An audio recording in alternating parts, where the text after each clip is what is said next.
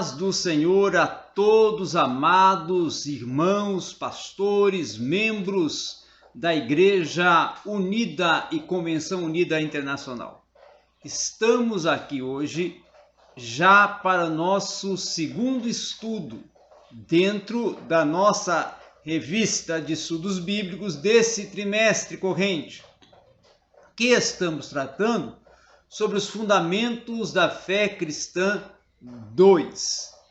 Quem vos fala é o pastor Danilo Palar Lemos, que é, pela misericórdia de Deus, o comentarista desse trimestre. Quando nós entramos na lição ou no estudo de número 2, nós estamos falando nesse estudo e iremos discorrer sobre o tema sobre o jejum ou sobre jejum. O texto áureo que nós escolhemos para ser a base, o norte bíblico para esta lição é encontrado em Mateus capítulo 6, versículos 17 a 18, que diz: Tu, porém, quando jejuares, unge a tua cabeça e lava a tua face, para não pareceres aos homens que jejuas, mas a teu Pai que está em secreto, e teu Pai que vê em secreto te recompensará publicamente. Muito bem. Agora então, depois de termos lido o nosso texto áureo, nós vamos entrar já no conteúdo da lição.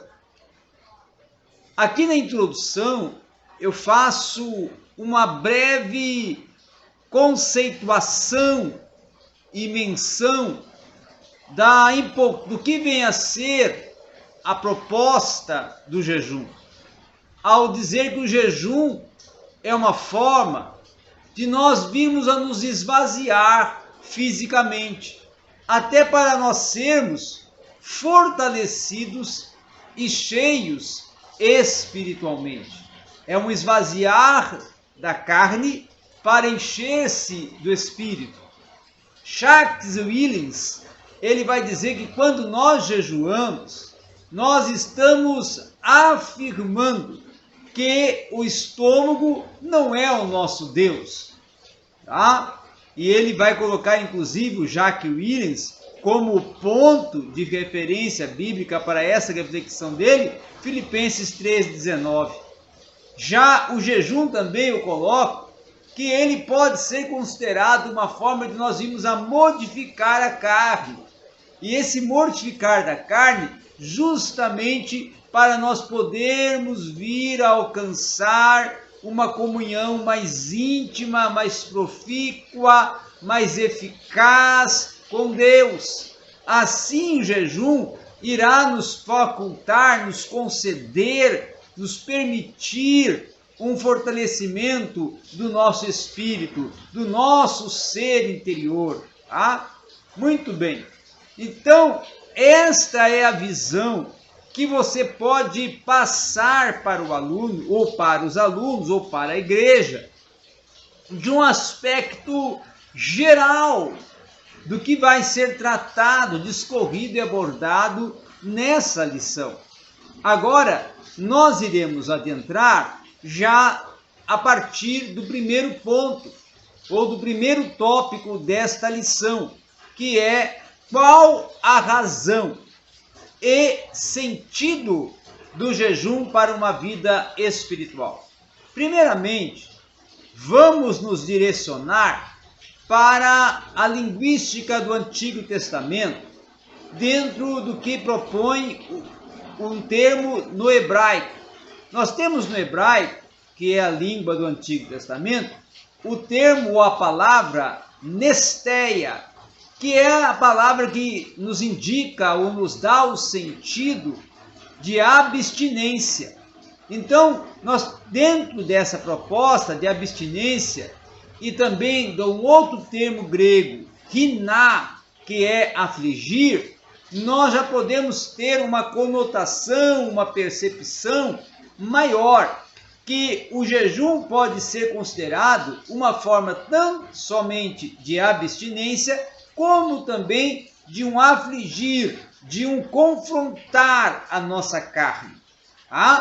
N.T. White, um dos mais profícuos teólogos do Novo Testamento, ele vai dizer que o jejum ele também é considerado uma forma de se concentrar a mente, para nós nos reservarmos totalmente a contemplar a Deus. Então, a mente, a alma, o coração está totalmente agora reservado para ter uma oportunidade, um momento, um tempo, para estar totalmente reservado para contemplar a presença de Deus e deixar Deus atuar, intervir, trabalhar. É um momento de adoração, é um momento de reflexão, é um momento de despojarmos-nos do nosso homem exterior e deixarmos atuar em nós uma intervenção viva do Espírito que testifica com o nosso Espírito, com o nosso interior, para assim podermos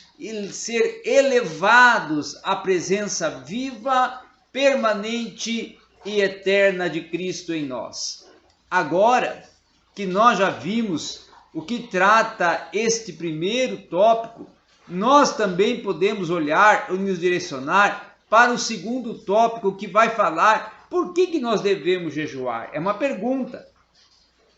Primeiramente, devemos jejuar porque Jesus, ele sendo o padrão, ele sendo o modelo, o referencial de dedicação, de entrega, de compromisso e de ministério, ele praticou o jejum. E a prática de jejum esteve presente na vida não só ministerial, mas como espiritual de Jesus.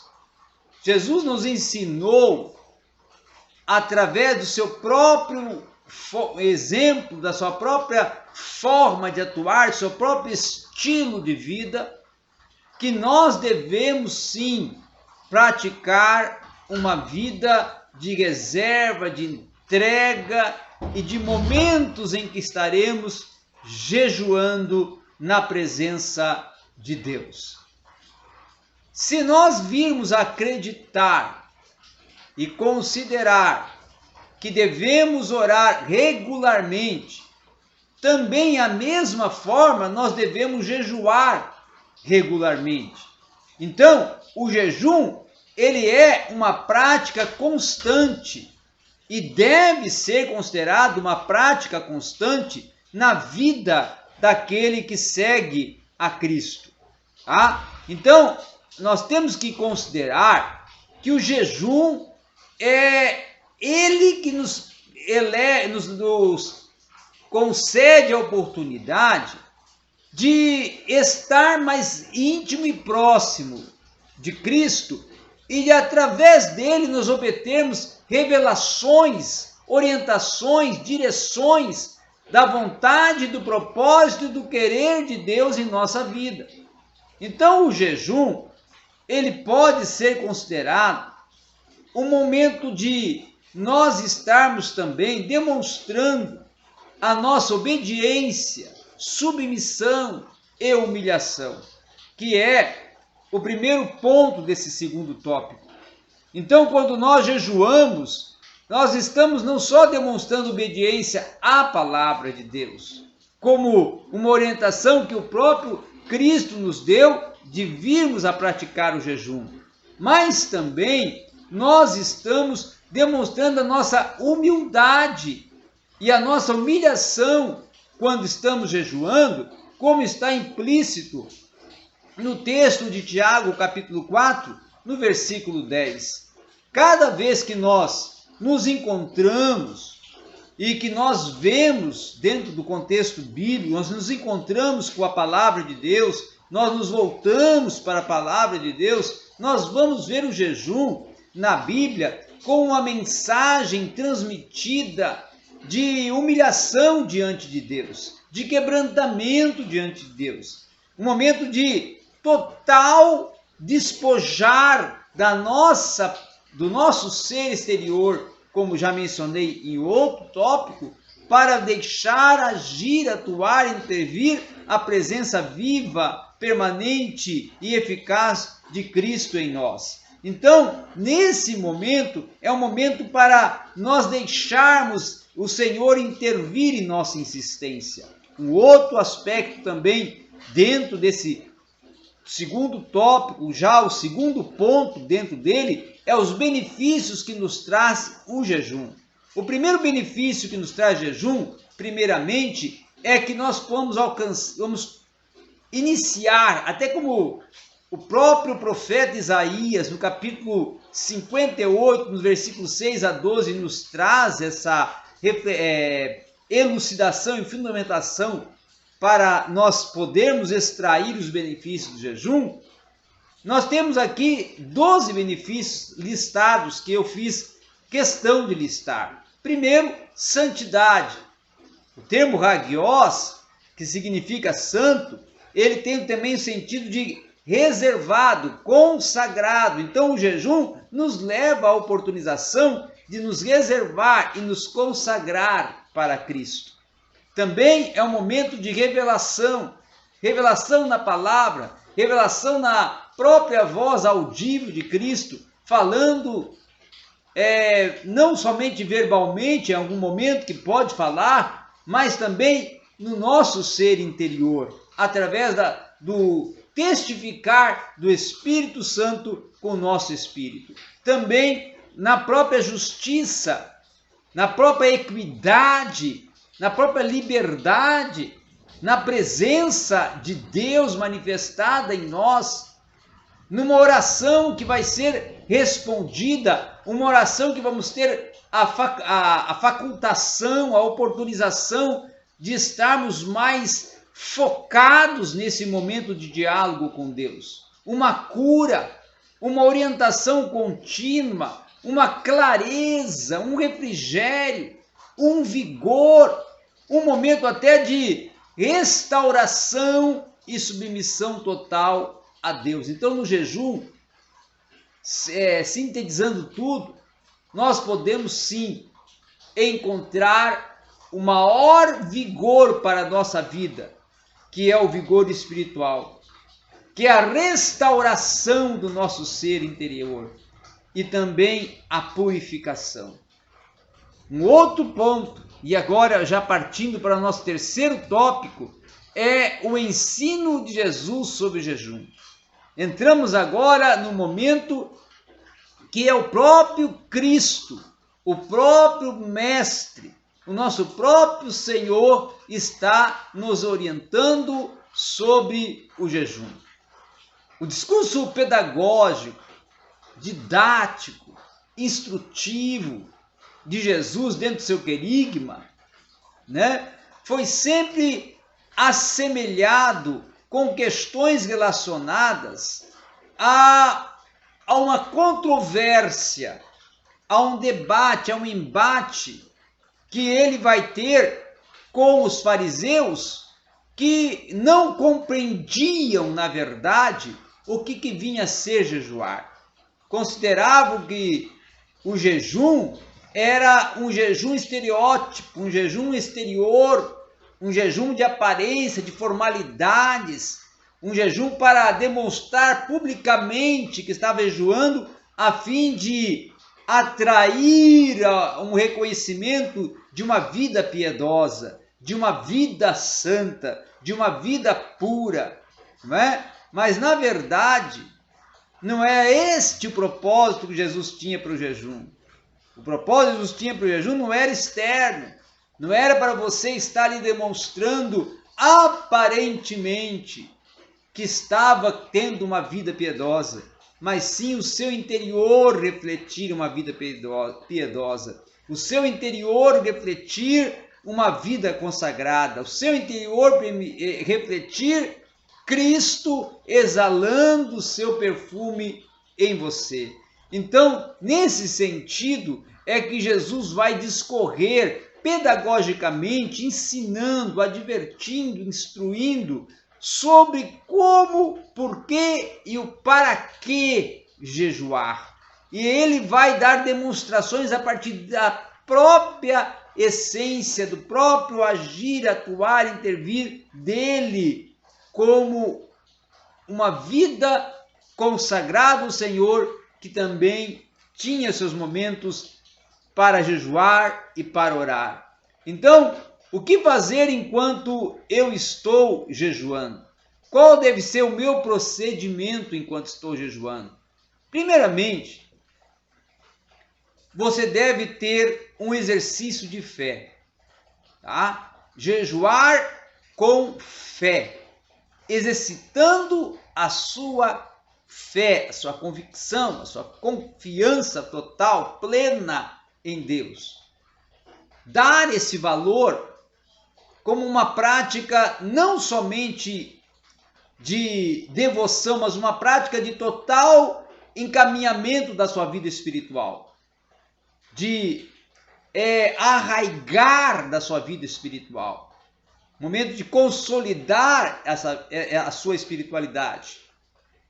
Então, primeiramente, cuide bem do seu corpo. Não venha jejuar para impressionar ninguém também. Tá? Se sentir fraqueza, e esse cuidar do corpo implica o quê? Que você não deve exceder além do que não está pronto o seu organismo e acostumado. Se você não está acostumado a fazer um jejum parcial, tá? Prepare o seu corpo para esse jejum parcial. Se você não está acostumado para fazer um jejum de um dia, prepare o seu corpo para fazer um jejum de um dia. Aos poucos, vá preparando, vá disciplinando o corpo, o organismo para suportar. Eu vou jejuar até o horário do almoço, meio-dia, 1h. Prepare, e se você não está adaptado, prepare para esse momento. Eu vou jejuar o dia todo. Vá preparando gradativamente o seu organismo para esse momento, para não haver também uma debilidade física que venha causar um problema de saúde no seu organismo ou na sua saúde. Tá? Não considere também que o jejum seria um sacrifício físico, ao forma de eu ter um desgaste, um dano físico. Não é isso que Cristo quer para você. Não venha ter essa visão, tá? Cuide bem então do seu corpo. Não jejue também para impressionar alguém, para chamar a atenção de alguém. Sentir fraqueza até é algo natural, mas quando nós começamos a jejuar e a dor de cabeça vem, o desconforto físico vem, e aí pode vir a agravar, aí você tem que ter um sinal de alerta. Você tem que ter um cuidado. Então, se ficar fraco, beba um suco sem açúcar, tá? Primeiramente sem açúcar. Desenvolva o hábito até de ir fazendo isso, de ir doutrinando, ir educando o seu corpo para esse momento do jejum. Vá preparando gradativamente, como já até eu instruí anteriormente.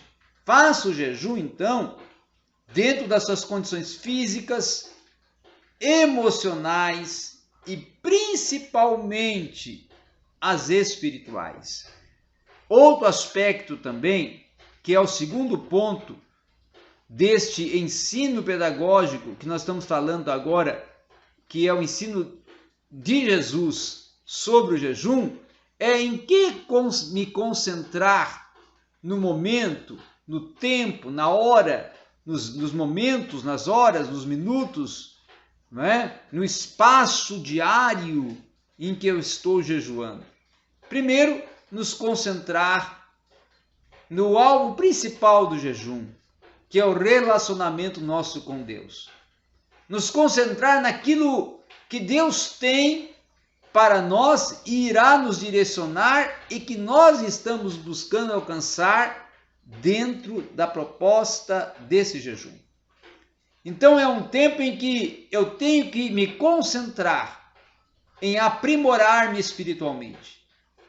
É um tempo para eu estar dedicando o meu tempo para esse jejum, estudando, meditando as Escrituras Sagradas, tendo um momento para imergir a minha vida, inserir a minha vida nas profundezas da palavra de Deus, e também um momento para me abrir um espaço em minha oração para eu sentir a total presença de Deus a entrar e fazer morada nos porões mais recôncavos da minha alma.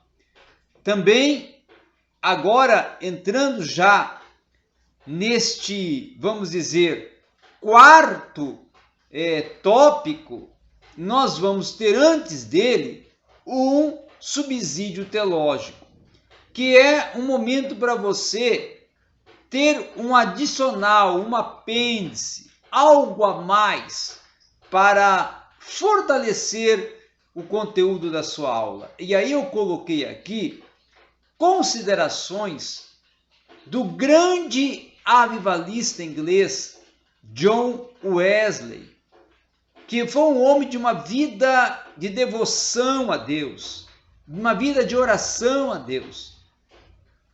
A história relata, a biografia de John Wesley relata que ele passava um dia todo antes de pregar, trancado em seu quarto de oração, com a palavra, e ali em jejum e oração e leitura e busca do Senhor na palavra, ele se preparava para vir a estar ministrando, que a ministração ocorreria só depois de 24 horas na presença do Senhor, em oração e jejum. Então, para o John Wesley, a prática do jejum, numa perspectiva bíblica, é uma maneira saudável, associada com a oração, para alcançar um benefício e um crescimento espiritual. São momentos de abstinência que vão nos ajudar a nos dedicar às coisas espirituais. John Wesley dizia que o jejum deve ser observado como uma função de Deus, com os nossos olhos fitos nele. Que nossa intenção seja esta, que nossa proposta seja esta, de expressar a nossa alegria, o nosso júbilo e glorificar o nosso Pai que está nos céus no momento em que estamos ali praticando esse jejum.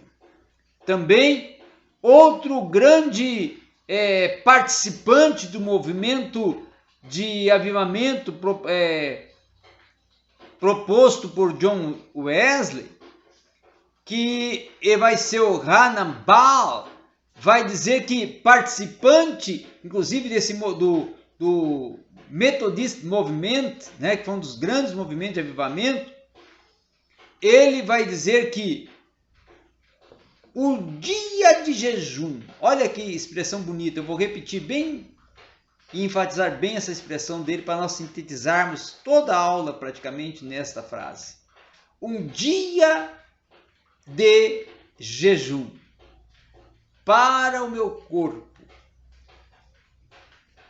porém um dia de festejo para a minha alma.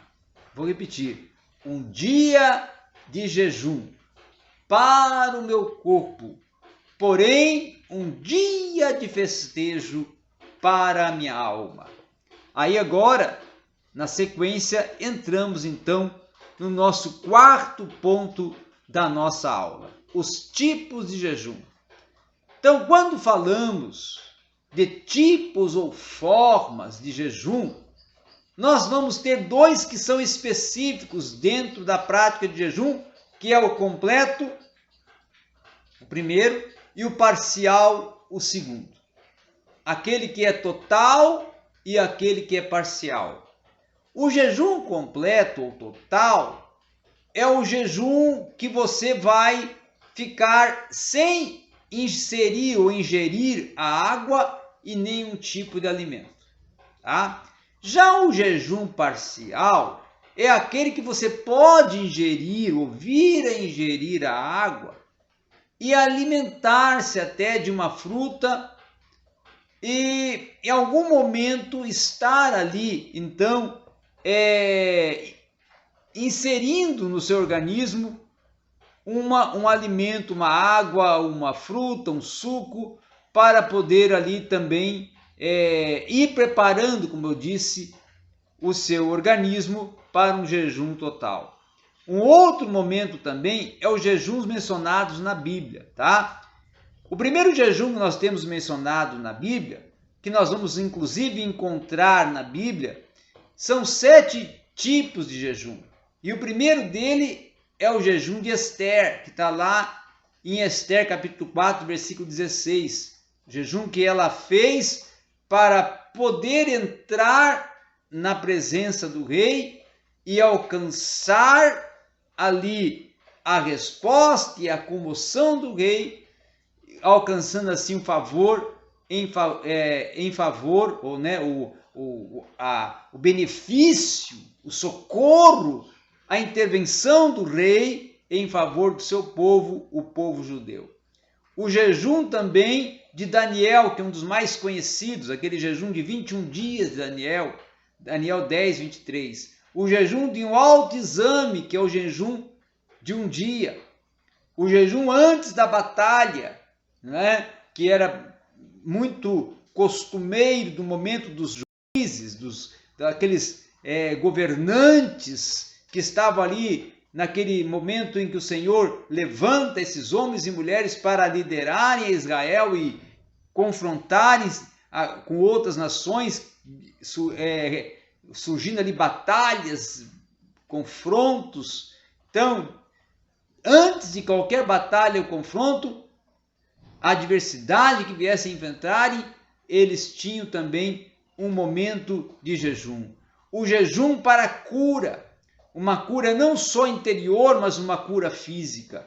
E o jejum do domínio, que foi o jejum que desenvolveu Jesus, que praticou Jesus ao jejuar 40 dias, iniciando assim o seu ministério para uma restauração do domínio que Adão perdeu e começou com esse poderoso jejum.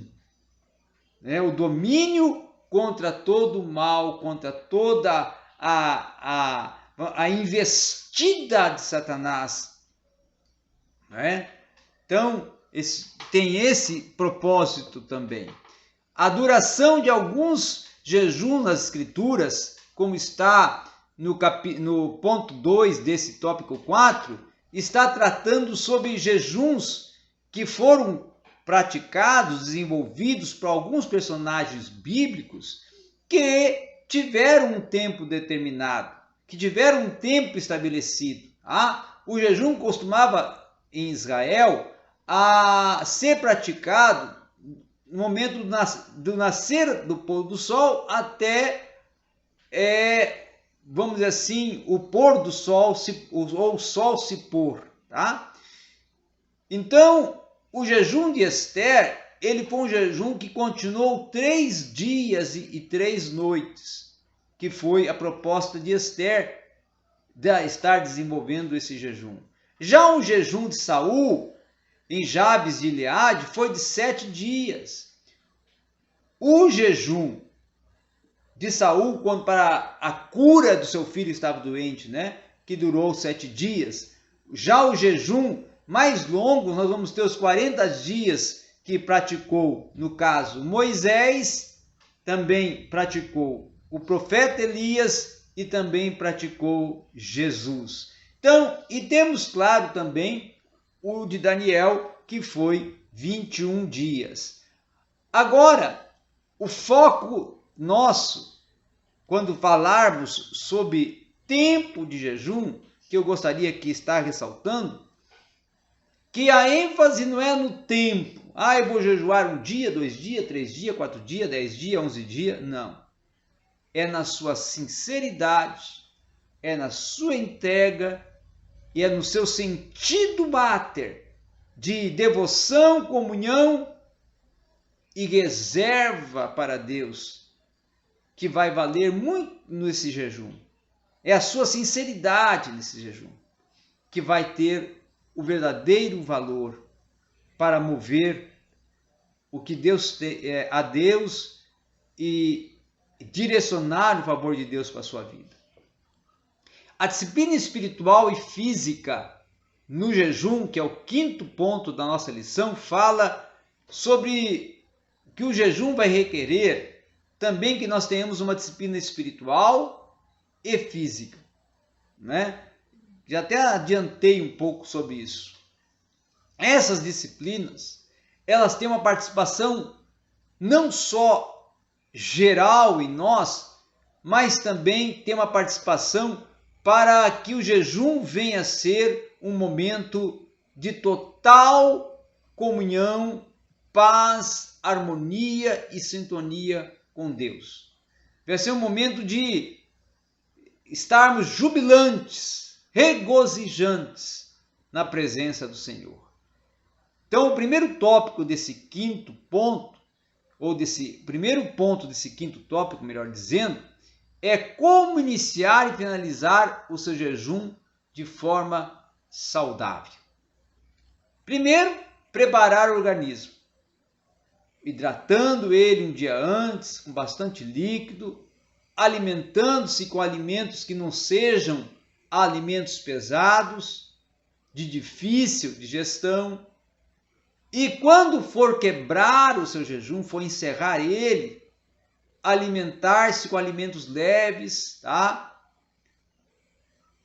Longe de alimentos que contenham amidos, massas, batatas, carnes, laticínios e outros alimentos que são compostos de muitos condimentos e temperos fortes. Alimente-se tanto antes como depois, ao encerrar o jejum, de uma forma leve, um caldo, uma sopa, uma salada de frutas, para que o seu organismo não venha sentir. Um outro sentido também, não torne o jejum um rito. O jejum não é um rito, o jejum é uma prática, o jejum é uma devoção, é um momento de consagração, de separação, de reserva, um momento de intimidade, um momento de nos prostrar e adorar e estar com Cristo.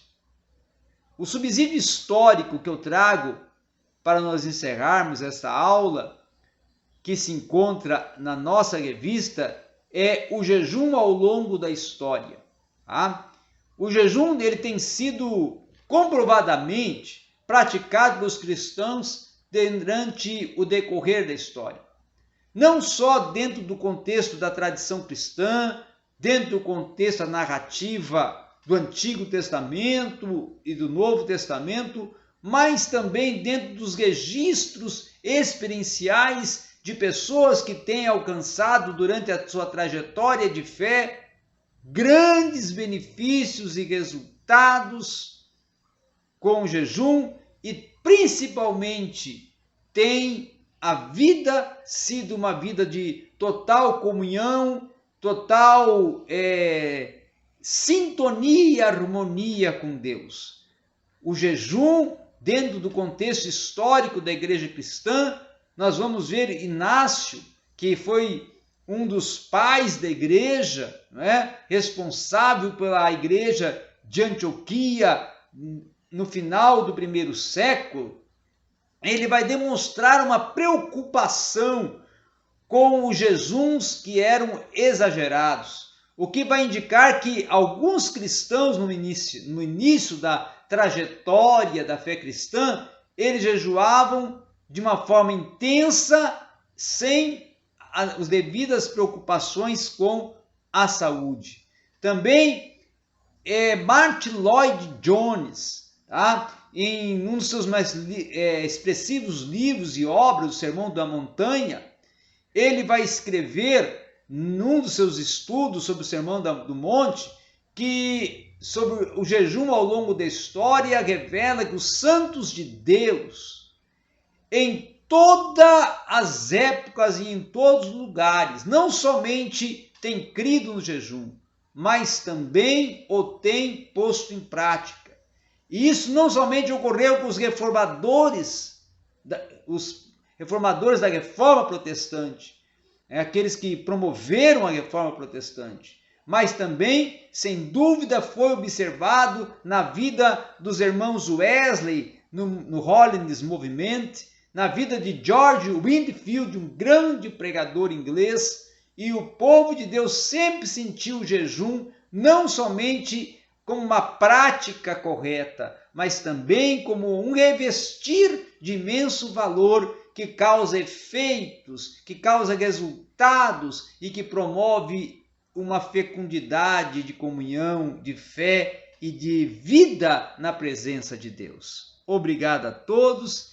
Essa foi a nossa aula e o nosso momento para falarmos e tratarmos sobre a lição de número 2 da sua revista de estudos bíblicos da Igreja e Convenção Unida Internacional.